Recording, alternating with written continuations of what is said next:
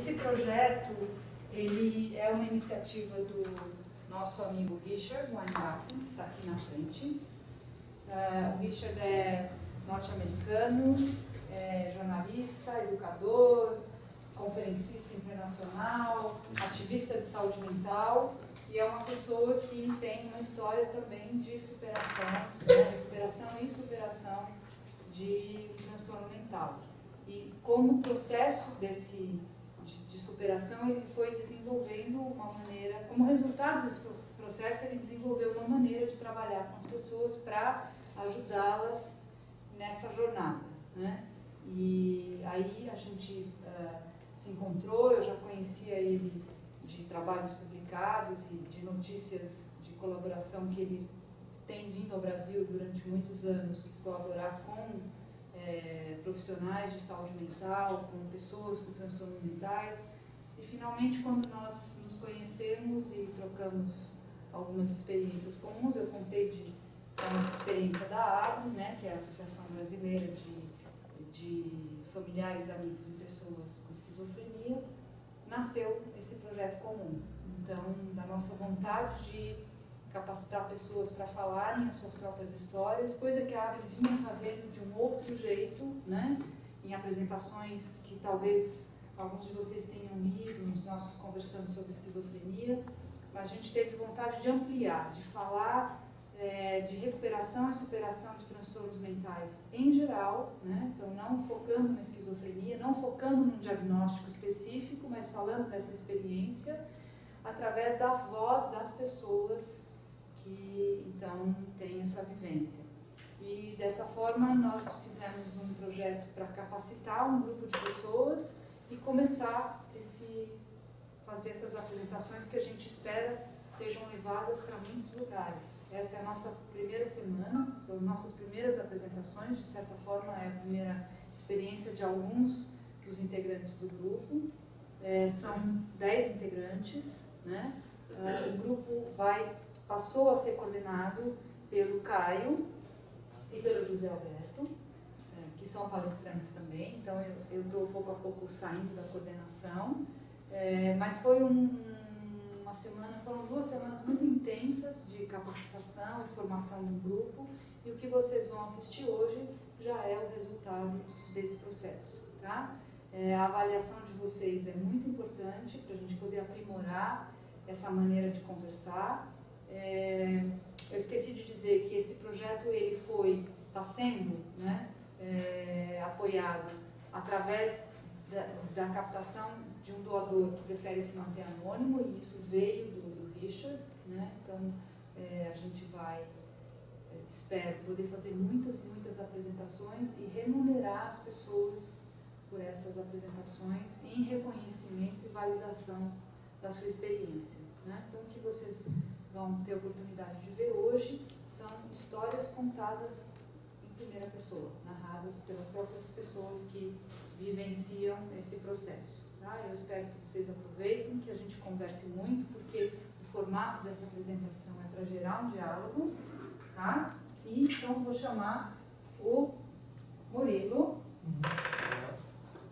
e o Jorge, que são os nossos apresentadores de hoje. Eles vão fazer a introdução e já vão seguir. Então, a cada parte da apresentação, eles falam e a gente abre para perguntas, tá? E a gente conversa durante alguns minutos e depois eles continuam, tá bom? Boa noite. Como a Cecília falou, nós temos uma apresentação em 6 partes. Então, a cada parte a gente para e faz um diálogo com vocês, né?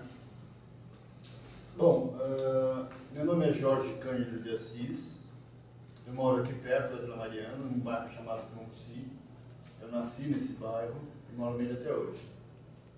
E eu gosto muito de aprender a tocar bateria, porque eu ainda não sou um bom baterista, e de ler e de escrever, né? Então esse é o Jorge. Eu vou passar a palavra para o Murilo. Meu nome é Murilo Augusto, tenho 35 anos, moro perto da Paulista, aqui em São Paulo, e tenho interesse, principalmente em desenhar. Tenho esse desenho das minhas próprias histórias e sempre tentando me integrar à sociedade. Então, vamos começar os nossos dias difíceis. Eu tenho esquizofrenia há 30 anos. Nesses 30 anos, eu tive 5 crises, e durante essas crises, depois dela, eu tive dias muito difíceis. Na primeira, teve um percalço muito forte, eu tive uma tentativa de suicídio, me joguei na frente do trem do metrô e perdi minha perna direita. Então foi todo um processo de retomar a minha vida, de colocar a perna mecânica, de voltar a estudar. Eu entrei na universidade, e na universidade eu tive minha segunda crise, no interior de São Paulo. E fiquei internado por um mês. A internação foi muito difícil, sair da crise foi muito difícil. E voltar para a universidade, ver que eu não tinha mais amigos, todos eles desapareceram. Tinha 5 amigos que eu não podia conviver na universidade inteira. Também foram dias difíceis. Eu passei 13 anos trabalhando como técnico industrial, que é a minha formação de segundo grau, técnico em automação industrial, e me tornei alcoólatra, minha vida perdeu o sentido. Então, depois desses 13 anos, eu tive minha terceira crise, que foi a mais forte e a mais difícil, com os sintomas mais fortes. Eu fiquei internado aqui nesse hospital por 30 dias, e depois o tratamento desse hospital também foi um processo onde passei por dias muito difíceis, saí com muito medo, com depressão. Foi todo um processo de superação que aconteceu aqui dentro. Aí eu entrei de novo na universidade, entrei no curso de filosofia, e achei que não precisava mais tomar as medicações, que eu tinha superado a esquizofrenia. Tinha refeito meu grupo de amigos e estudava filósofos muito sofisticados. Falei, não superei. E tive minha quarta crise. Né? E aí eu aprendi que eu preciso me cuidar. Né? E esse aprendizado foi muito difícil. Foi um aprendizado com muitas perdas. E se passaram 9 anos. Em 2012 eu viajei para Londres e tive um incidente muito traumático na escala para voltar para o Brasil, no aeroporto de Madrid, e não consegui dormir durante a viagem inteira. Eu fiquei super estressado. Quando cheguei em São Paulo, eu desenvolvi minha quinta crise. E levei 2012, 2013, 2014 para me recuperar. Então foram 3 anos também muito difíceis. Né? Então, os meus dias difíceis com a doença passam antes da crise, durante a crise e alguns anos depois. Eu nunca me recuperei de uma crise com 2, 3 meses. Foi um processo de 2, 3 anos. Então é isso. Eu vou passar a palavra para o Murilo para ele falar a parte dele. Situações complicadas, eu ainda passo algumas situações complicadas. No caso, principalmente quando as alucinações me apresentam coisas que são difíceis de trabalhar. Nesses momentos eu fico preocupado, quieto, mas eu dou um jeito de lidar. O que foi difícil mesmo foi no meu passado, na época da escola, quando eu tinha por volta de 14 anos, lá pela 7ª série. Eu comecei a ter problemas de disciplina, não aceitava a autoridade dos professores, até que quase fui expulso da escola. Mas acabei não sendo e me segurando na marra.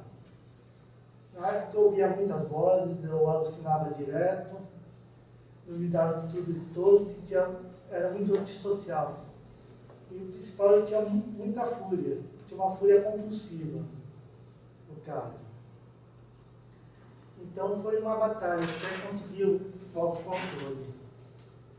Eu nunca fui internado, eu sempre me tratei com psiquiatra, esse tipo de coisa, mas levou bastante tempo para descobrir realmente o que eu tinha. Comecei a me tratar aos 28 anos. E crises, eu só tive 2 ataques de catatonia, um princípiozinho, e foi só isso. Eu nunca tive crises de sair da realidade, coisas muito assim avassaladoras.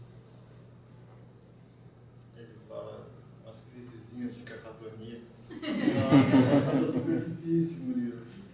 A gente vai abrir a palavra para vocês fazerem perguntas e vamos começar uma conversa. O psiquiatra veio rápido, ele resolveu. Tá certo. Pois não. Bom, é o meu primeiro contato, né, com uma pessoa que tem esquizofrenia. Eu disse, eu sou voluntária da Abrata, que dá suporte para pessoas que têm transtorno bipolar e depressão. E além de voluntária, eu também sou portadora de depressão. E a gente sabe que as pessoas com transtorno bipolar têm um índice muito alto de tentativas de suicídio. E você disse que tentou. É comum, ou digamos assim, existe essa relação entre a esquizofrenia e a tentativa de suicídio? Sim. No meu caso, foi uma tentativa, ela não foi planejada, foi algo que aconteceu na circunstância, né? Eu estava na plataforma do metrô, escutei uma voz, por que você não se mata? Eu treinei minha vida e eu me joguei. Eu estava completamente psicótico, né? Mas as estatísticas mostram que em torno de metade das pessoas que têm esquizofrenia tentam suicídio. Principalmente quando se dão conta de que é um transtorno crônico e que vai ter que conviver com isso para sempre, ou para o resto da vida, ou por um bom tempo. Desses 50%, a estatística mostra que em torno de 9, 10% tem êxito. Então é uma estatística também alta. Sim.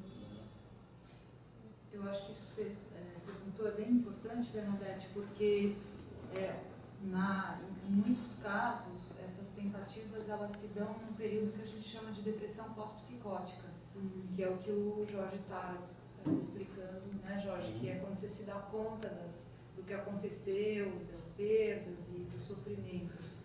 E muita gente não sabe disso, né? Porque É a primeira vez, a gente está até querendo fazer um trabalho sobre o assunto, né? Mais restrito aos bipolares. Então eu fiquei surpresa de saber que existe também. É uma questão bem importante, né? Na verdade, tem muita ideação suicida os esquizofrênicos. Às vezes, muitas vezes das vozes ficam falando besteira, esse tipo de coisa. Isso acontece. Por favor, conte como são essas crises que você diferencia uma mais forte do que a outra. Como é que elas se caracterizam para você dizer que uma é mais forte do que a outra? Eu acho que na minha primeira crise de tentativa de suicídio, o surto psicótico reverteu sozinho, não sozinho, estava tomando muitos analgésicos por conta de uma grande cirurgia, uma grande amputação. E eu passei por catatonia, passei por delírio, alucinação, mas saí disso e em menos de um ano eu coloquei minha perna mecânica, né, e fui estudar num curso de física, que é o que eu queria, mais queria na vida, foi até a causa do meu surto psicótico. Então isso foi uma crise que eu chamo de leve. Quando eu fiquei internado aqui, no Carisme, quando eu saí, eu não conseguia sair do meu quarto. Eu tinha muito medo, eu tinha ainda, a gente chama de sintoma residual. Delírios e alucinações mais brancos, mas ainda tinha, mesmo tomando medicação. E eu só saía de casa, na verdade, para ver um psiquiatra acompanhado da minha irmã e para vir na terapia ocupacional, que eu vinha sozinho. Então, eu levei um ano para me recuperar, né? E com esse processo, assim, quem era o profissional de referência aqui para mim, eu tive vários tratamentos aqui, psiquiátrico, como eu estava com alcoolismo, tratamento de prevenção de recaídas em alcoolismo, vários tratamentos. Mas o que mais me ajudou, o que me liguei mais, foi com a terapia ocupacional, né? E então esse processo, ele paralisou minha vida, né? Nas outras crises não paralisou, né? Então acho que ele é mais forte nesse sentido, das coisas que acontecem e de como você consegue ter desenvoltura depois da crise, para fazer as coisas faz sentido. Jorge Murilo, muitas vezes depois de dias difíceis você fica recluso, né? Fica assim dentro de casa, dentro do apartamento. Eu acho que o estigma não entra nesse processo, né?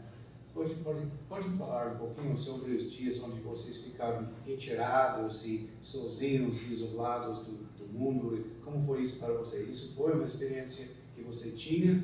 E se foi, que causou e como assim adaptava isso? Tá, eu estou falando muito, não quero tirar a voz do mundo.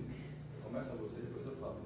Bom, na verdade eu nunca fiquei muito recluso, porque quando eu tenho esse dia difícil, ficar preocupado, geralmente eu saio para esquecer. Eu tento esquecer as questões que estão me preocupando.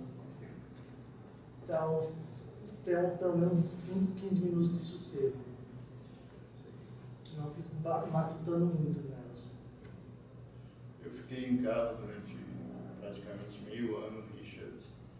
Eu acho que, para mim, a grande expressão do estigma foi na minha segunda crise, que eu estava estudando na Universidade Federal de São Carlos e fazia parte do centro acadêmico, das atividades estudantis. Lá tem 2 campos universitários, da USP de São Carlos e da Federal de São Carlos. Tinha festas de quinta e sexta. Eu ia em todas as festas, tinha muitos amigos. E esses amigos desapareceram, simplesmente não falavam comigo. Né? Então, para lembrar isso me dói. Então, isso é a face do estigma. Quer dizer, o Jorge ficou louco, o Jorge não é confiável, ele pode ter uma crise aqui. Então, deixei de ser convidado para ir nas festas em república, para sair com os amigos, para ir para festa nos centros acadêmicos. E as únicas pessoas que me acolheram mesmo foram as pessoas da república que eu morava, e mais 3 ou 4 amigos que eram da universidade que se aproximaram de mim. Então, pelo menos, eu tive esse apoio. Né? Mas aí a gente vê que as relações humanas, elas são muito frágeis, são muito... depende de como você está. O estigma quer dizer discriminação. Discriminar o outro por uma característica, por um modo de se comportar que esse outro tem. Né? Então foi complicado. Né?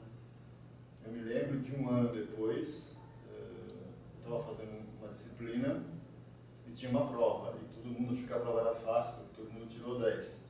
E eu resolvi uma questão de uma maneira diferente. Falei, professor, eu resolvi de uma forma diferente. Né? Porque assim, de dar uma prova, na semana seguinte ele dava aula da correção da prova. E eu mostrei como eu fiz. E, na verdade, eu estava certo. E o professor e todos os outros alunos tinham errado a questão.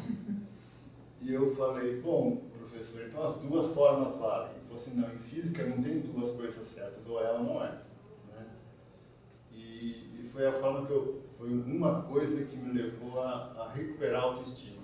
Né? Mas é muito difícil, Richard, quando as pessoas se distanciam de você sem falar nada. De preconceito. Preconceito. Muito obrigado, cara. Seria a dor maior da esquizofrenia? Acho que a dor maior da esquizofrenia é você acreditar em coisas que são assustadoras, que são os delírios e alucinação dentro da crise psicótica, onde você perde o contato com a realidade que todo mundo vive. E aí você vive num mundo à parte. E tem comportamentos que as pessoas não entendem. Eu acho que a maior dor da esquizofrenia está nisso, para mim. Eu gostaria que Para mim, seria você se achar incapaz de fazer as coisas. No caso, você se sentir impedido pelos outros por suas próprias condições. Acho que você não conseguir fazer algo que queira é uma coisa muito frustrante. Acho que para mim seria a maior dor da esquizofrenia. Você falou que voltou a estudar e você pegou cursos bem pesados, né? A esquizofrenia, ela causa algum prejuízo cognitivo? Causa. Ela tem uma questão cognitiva forte e principalmente, eu vou falar em linguagem simples, em conseguir fazer tarefas com começo, meio e fim. Né?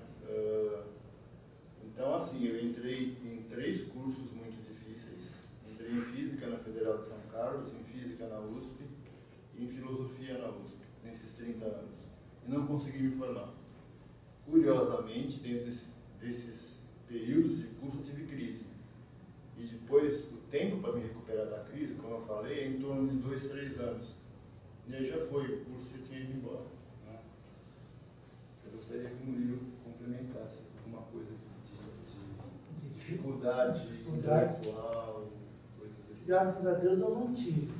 O que eu tive muito foi embotamento. Embotamento afetivo, embotamento de ficar em casa, isso me atrapalhou bastante. Falta de ânimo. Mas prejuízo intelectual nunca tive, não. Graças a Deus. Até já fiz testes para ver se eu havia perdido alguma coisa, mas graças a Deus deu tudo normal. Eu sempre fugi dos testes. No ProESC, onde a gente trabalha, tinha uma equipe que estava fazendo testes neuropsicológicos. E eu me esquivei todas as vezes que me convidaram e não fiz esse teste neuropsicológico. A próxima parte é sobre aceitação. Né? Eu vou começar falando do meu processo de aceitação. Ele foi um caminho longo. Né? Eu levei 18 anos para aceitar a doença. Foi um processo que eu passei 18 anos esperneando, indo contra, achando que eu podia superar isso. E eu acho que uma boa parte disso foi estigma, autoestigma, estigma que a gente imputa a gente mesmo. Nós queremos ser iguais aos outros, nós queremos estar com os outros. E quando nos vemos numa situação diferente, nós temos a mesma reação que as outras pessoas têm com a gente. Então, eu levei 18 anos. Quando eu me tratei aqui, como eu falei para vocês, o tratamento com a terapeuta ocupacional foi muito significativo. E foi me levando a voltar à vida. Né? Teve mudanças também nas medicações. Eu comecei aqui com uma medicação muito forte. E aí, quando eu mudei para uma medicação de segunda geração, as medicações para esquizofrenia são divididas em primeira geração e segunda geração. As de primeira geração têm sintomas mais fortes. As de segunda geração têm menos efeitos colaterais. Eu consegui me sentir vivo de novo, voltar a sentir as coisas, sentir emoção. Isso foi muito marcante. E foi aí que eu comecei com a terapeuta ocupacional, um projeto terapêutico de me preparar para o vestibular, né, para a filosofia. Então, entrar na filosofia e, ao mesmo tempo, eu conhecia a ABG através da própria terapeuta ocupacional, que foi aluna da Cissa, da Cecília Vilares. Foi um processo de entender a doença que eu tinha e aceitar, principalmente, tomar medicação. Nesse processo de aprender a tomar medicação, eu levei 3 anos e passei por 2 médicos que foram muito importantes. A relação com os médicos foi muito importante para me dar confiança de que eu estava fazendo a coisa certa. Né? Um foi aqui, né? E o outro foi, eu me mudei daqui, de me tratar aqui, para me tratar no programa de esquizofrenia da Unifesp, para o ProESC. E lá no ProESC, a pessoa que me atendeu lá. Então, o meu processo de aceitação foi um processo que levou em torno de 4 anos. Né? Mesmo assim, eu tive ainda uma crise depois, né? Mesmo tomando medicação. Espera um pouquinho, que eu deixar o Murilo falar. Bom, o meu processo de aceitação, quando eu recebi o diagnóstico, foi direto, né? Foi saber, eu fiquei aliviado, porque eu achava que era tudo uma questão de misticismo, o que eu tinha. Então, quando você acaba descobrindo que só você vê o diabo e sua mãe vai ver o diabo, já facilita bem as coisas. Então, foi uma coisa aliviadora, descobrir que eu tinha esquizofrenia e que era uma doença. Não que era uma coisa fora do normal.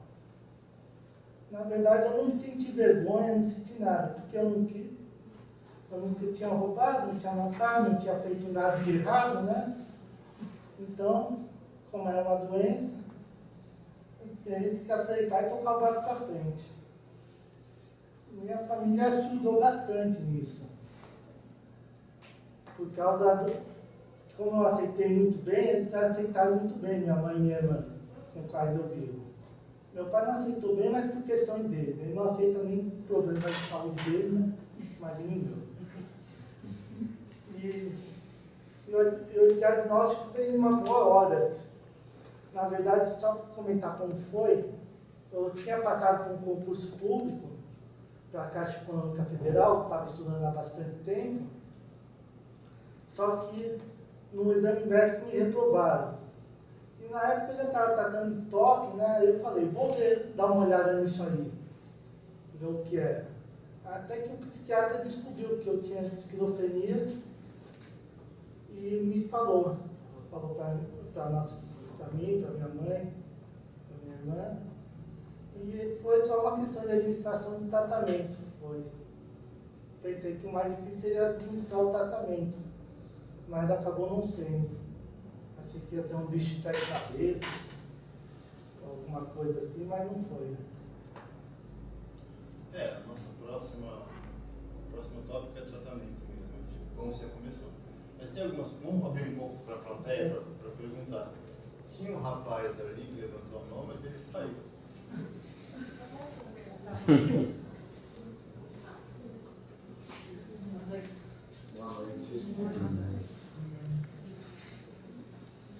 Bom, está aberto para perguntas sobre a aceitação, que é uma coisa bastante difícil. Murilo, você fez uma colocação aí que eu fiquei curioso. Você falou do toque. Você também foi diagnosticado com toque? Na verdade, fui diagnosticado com umas 4 ou 5 comorbidades. Uma delas era toque de verificação. Também teve um pouco de autismo infantil, um autismo de alta resolução. Eu tinha Tourette, obrigado. Eu tinha Tourette, que no meu caso não se manifestava como diz, falava palavrão, nada. Era meio pouca suja, né? Porque era meu jeito. Era moleque, né? Era moleque. Na verdade, se manifestava mais com uma tosse seca, que vinha que não sabia como. Tanto que eu tirava muita chapa de raio-x para ver se tinha tuberculose, esse tipo de coisa, e não tinha nada. Como se fosse um tique, assim. Na verdade, é uma tosse, mas parece muito espigado. Mas não era nem nervosa, era vinha, ficava o dia inteiro e não passava. O rapaz que ia fazer a pergunta voltou. Desculpa. A pergunta que eu ia fazer para os dois senhores era qual foi a motivação que os dois tiveram para o tratamento, para aderir? Para aderir ao tratamento? É que todo mundo tem uma motivação para vencer. Qual foi a motivação que os dois senhores tiveram? Num primeiro momento foi... Não estava para frente na fala de vocês? Não, é sobre aceitação mesmo. Tá. É uma motivação para Para aceitar aceitar. Tá. a questão da doença. No meu caso foi o sofrimento. Eu passei por um sofrimento muito intenso em cada uma das crises e chegou um momento que eu capitulei, que eu resolvi aceitar o que estavam me propondo, né?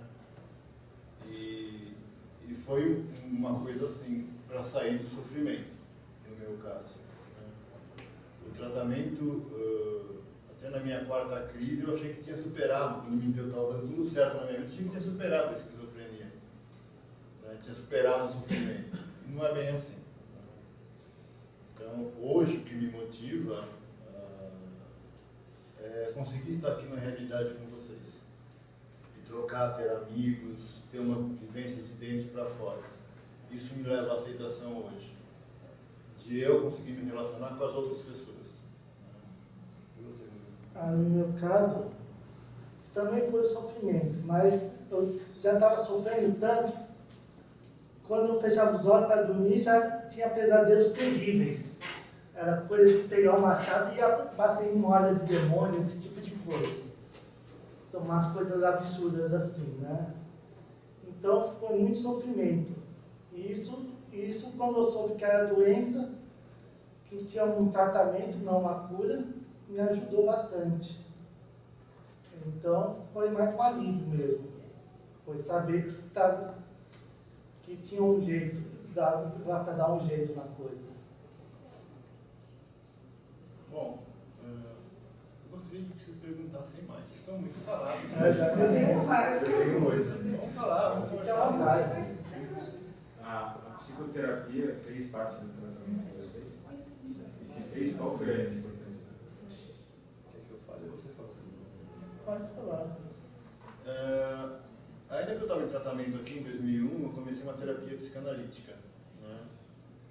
Eu não coloquei muita fé no começo. Né? Eu achei a psicóloga chata. E eu faço essa terapia até hoje. Ou a chata. Com a chata. Ele virou uma grande pessoa na minha vida, uma figura muito importante na minha vida. Eu me lembro de uma coisa muito importante que aconteceu, é que eu fiquei 2 anos de terapia falando da minha esquizofrenia. Como era para mim viver com a esquizofrenia, tudo que girava em torno da esquizofrenia. Até que chegou uma hora que eu falei para ela, olha, eu estou andando em círculos, né? E ela falou, já percebi. Né?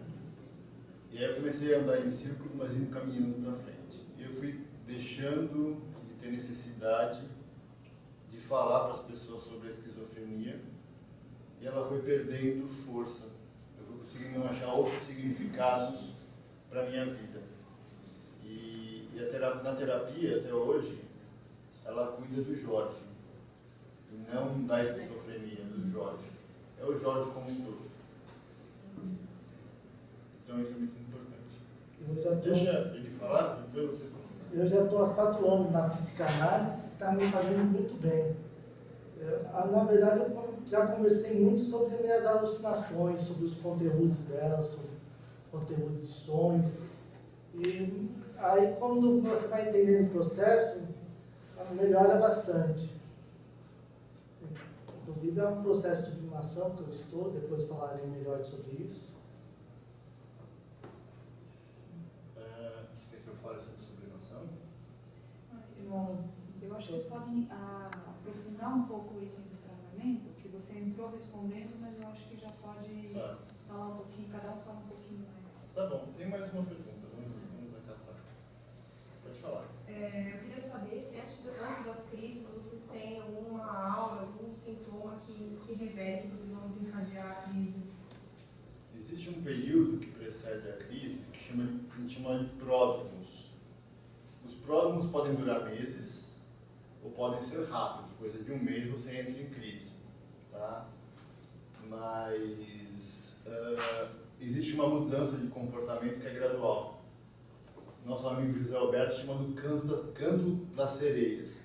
Você vai se envolvendo com isso quando você vê que numa crise franca. Então, sem perceber. Então, existe sim, mas falar sobre pródromos daria uma outra palestra, porque é um assunto bastante complexo, mas vale a pena. E é um disparador para essas crises, para chegar a esses pródromos? Existe um gatilho. Existe um gatilho. No meu caso, depois eu gostaria que o Murilo falasse, no meu caso são questões afetivas e estresse além do que eu consigo lidar. Eu consigo lidar com um nível até que alto de estresse, mas quando ultrapassa, eu tenho dificuldades. Em cada uma das minhas crises houve perdas emocionais. Né? Então, eu estou tomando muito cuidado agora, porque em janeiro minha irmã mais velha faleceu. Então, eu estou tomando muito cuidado para não cair novamente no campo da sereia. Para mim não tem não, porque eu estou sempre alucinando, sempre nesse estado, então eu não tenho. Eu tenho situações que eu tenho lá, falsas perdas que eu tenho lá, que não são de verdade, mas eu não tenho um gatilho assim definido no meu caso. Posso fazer uma coisa? Quanto, assim, Pois é, pode fazer assim. quanto que ajuda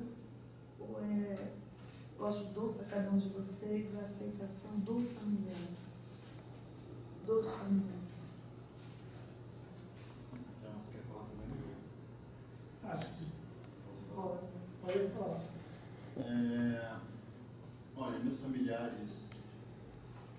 trataram como o mesmo Jorge. Não era um Jorge antes da esquizofrenia e um Jorge depois da esquizofrenia.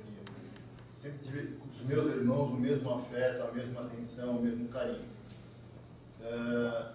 Foi muito importante na minha história a relação com uma irmã, que sempre cuidou de mim.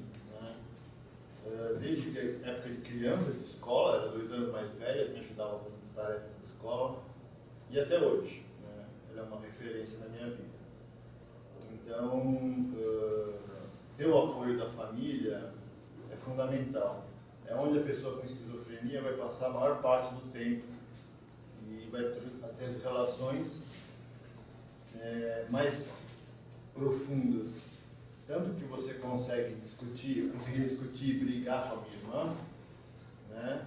Porque eu tinha certeza que ela não ia me abandonar. Ela não ia virar as costas e ir embora, que no dia seguinte eu ia encontrar com ela.